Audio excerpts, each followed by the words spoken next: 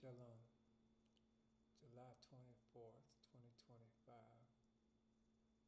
Time sure is flying by. Another month and a half. And God's going to be throwing down blessings from heaven in Jesus' name. Amen. Hallelujah. Glory be to God.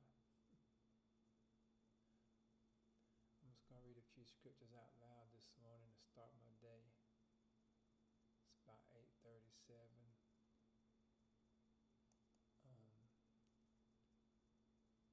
God is making our enemies destroy each other. You can see it in the daily news.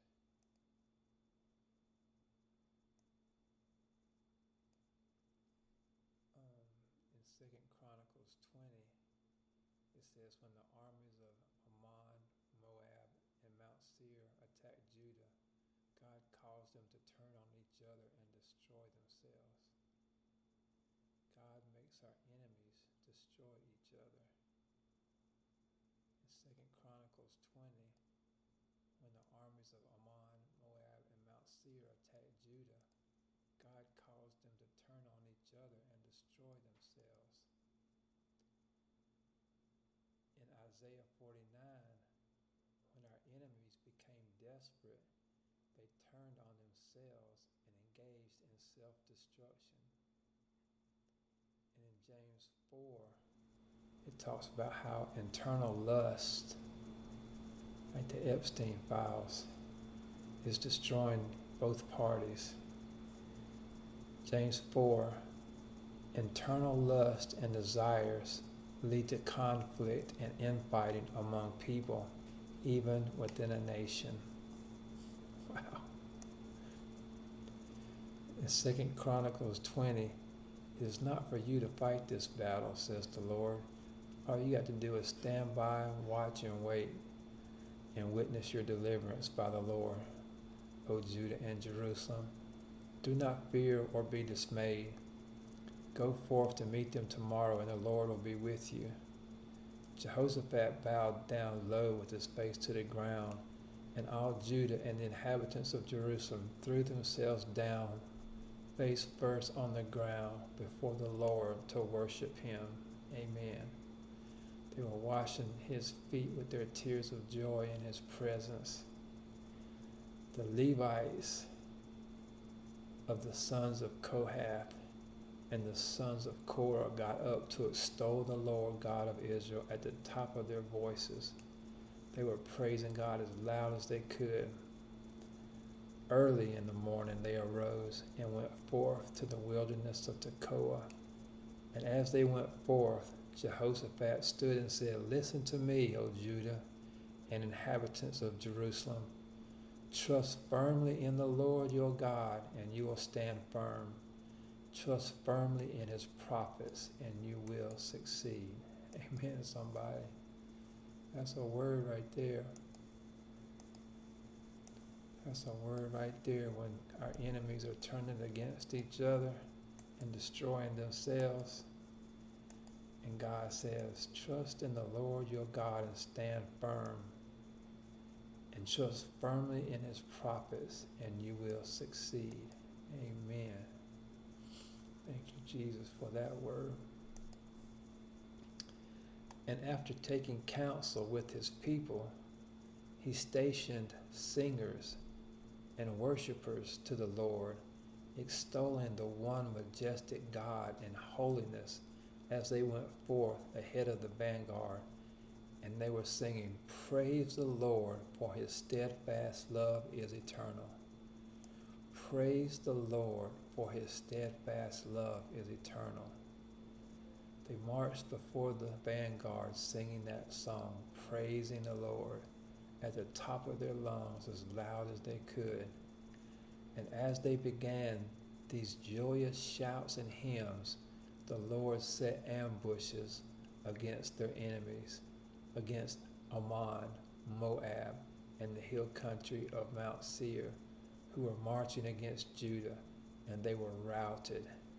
The Ammonites and Moabites turned against each other, and the men of the country in the mountain of Seir, They turned against each other to exterminate and annihilate each other. When they had made an end of the men of Seir, each helped to destroy his own fellow, his own people. So when Judah reached the lookout point in the wilderness and looked for this great enemy that they were supposed to be fighting, they saw them all laying on the ground as corpses, and not one of them survived. The battle was already over before they even got there because they gave God praise and sang praise at the top of their voices. When they got to the battle, the enemy was lying on the ground dead. Not one of them survived. And Jehoshaphat and his army came and took the booty and the spoils of war, and found an abundance of goods, corpses, and precious objects, which they pillaged and plundered. It was so much, it was more than they could even carry off. For 3 days they were taking the booty and the spoils of war. There was so much of it. Thank you, Jesus. It took them 3 days to carry off all the spoils of war. It was just so much, pressed down, shaking, and overflowing, more than they could ask or think. And then on the 4th day they assembled in the valley of blessing. On the 4th day they assembled in the valley of blessing, for there they blessed the Lord, and that's why that place is called the valley of blessing, even to this day. For as they sang and praised the Lord, God destroyed their enemies and gave them more than they could ask or think. And they returned joyfully to Jerusalem, for God had given them cause to rejoice over their enemies. Amen. Thank you, Jesus. I hear the landscapers outside starting to get kind of loud.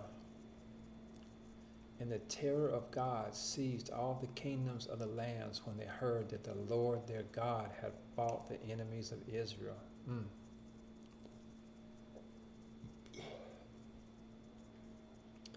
They came home to Israel singing and praising God. They were loaded down with money and garments and silver and gold and weapons, and they were just loaded down. They came back home with harps and lyres and trumpets and praising God. And the terror of God seized all the kingdoms of the land when they heard that the Lord had fought against the enemies of Israel. And the kingdom of Jehoshaphat was untroubled, and as God granted him respite on all sides. That's 2 Chronicles 20. In Isaiah 49, God said, captives shall be taken from a warrior, and spoil shall be retrieved from a tyrant. Spoil shall be retrieved from a tyrant. We see a tyrant in the news who's being about to be prosecuted for his persecution of God's people. He's about to be prosecuted for the persecution of God's people. We see a tyrant in the news who's about to go to jail. And God says, captives shall be taken from a warrior of Satan, and spoil shall be retrieved from a tyrant. For I will contend with your adversaries, and I will deliver your children. I will make your oppressors eat their own flesh and attack each other, and they shall be drunk with their own blood as with wine. And all mankind shall know that I, God, am your Savior. When you see what God's going to do to our enemies, the whole earth will know that God is our Savior. The mighty one of Jacob, your Redeemer. And thus says God, in an hour of favor I answer you, and on a day of salvation I help you. I created you and appointed you a covenant people, restoring the land and allotting anew the desolate holdings. this is an hour of favor, and it's a day of salvation where God's going to help us. He created us, and He appointed us a covenant people, and He is restoring our land back to us, and He is allotting anew the desolate holdings. It's Isaiah 49. And in James, in the King James Version, it says, "From whence come wars and fightings among you? Don't they come from your lust that war in your members?" It says, "From whence come wars and fightings among you? Do they not come even from your lust that war in your members? You lust and you have not, you kill and you desire to have and cannot have. You fight and war, yet you have not, because you ask not. And you ask and receive not, because you ask wrongly, that you may consume it upon your lust. You adulterers and adulteresses, know ye not that the friendship of the world is enmity with God? Whoever is a friend of the world is an enemy of God. Whoever is a friend of the world is an enemy of God. Do you think the Scripture saith this in vain, that the Spirit dwells in us lust to envy? But He giveth more grace. He gives more grace. Wherefore He says, God resists the proud, and He gives grace to the humble. God brings down the proud, and He raises up the humble. Submit yourselves therefore to God, and resist the devil, and he will flee. Draw nigh to God, and He will draw nigh to you. Cleanse your hands, you sinners, and purify your hearts, you double-minded.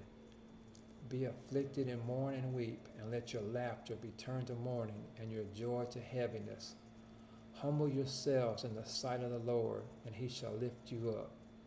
Speak not evil of one another, brethren, and don't judge your brother, because there is one judge, and that is God. There's only one lawgiver who is able to save and to destroy, and that is God.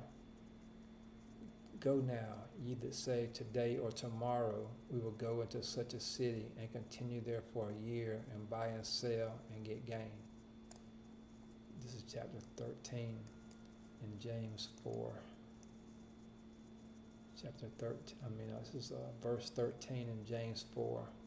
It says, go now, you that say today or tomorrow we will go into such a city and continue there a year and buy and sell and get gain.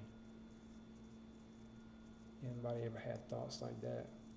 I think I'll go to this city for a year, and then I'll go to this next city for a year, and then I'll go to this next city for a year, and I'll hit this revival spot, and I'll hit this revival spot, and then I'll hit this revival spot. Whereas you know not what shall be on tomorrow. For what is your life? It is even a vapor that appeareth for a little time, and then vanishes away. For ye ought to say, if the Lord will, we shall live and do this or that. But now rejoice in your boastings. But now you rejoice in your boastings. All such rejoice is evil. Therefore to him that knoweth to do good, and doeth it not, it is a sin. If you know to do good and you don't, it's a sin. And you'll be convicted in your spirit, and you'll know that you got to turn back to God. Amen. Those who leave everything in God's hands will eventually see God's hands in everything. Amen, somebody. Thank you, Jesus, for that word. Thank you for that word. Spoils shall be taken from tyrants, and I will contend with your adversaries. All you have to do is stand and see the salvation of the Lord and give God praise. Because when we give God praise, He sets ambushes for our enemies. When we give God praise, He starts to set ambushes against our enemies, and they'll never make it to us. Our enemies that are marching towards us right now will never get to us. And by the time we get to them, there'll be corpses on the ground, and all the spoils of war will be laying there waiting for us. In Jesus' name, amen. Hallelujah. Thank you, Jesus. I praise your holy name.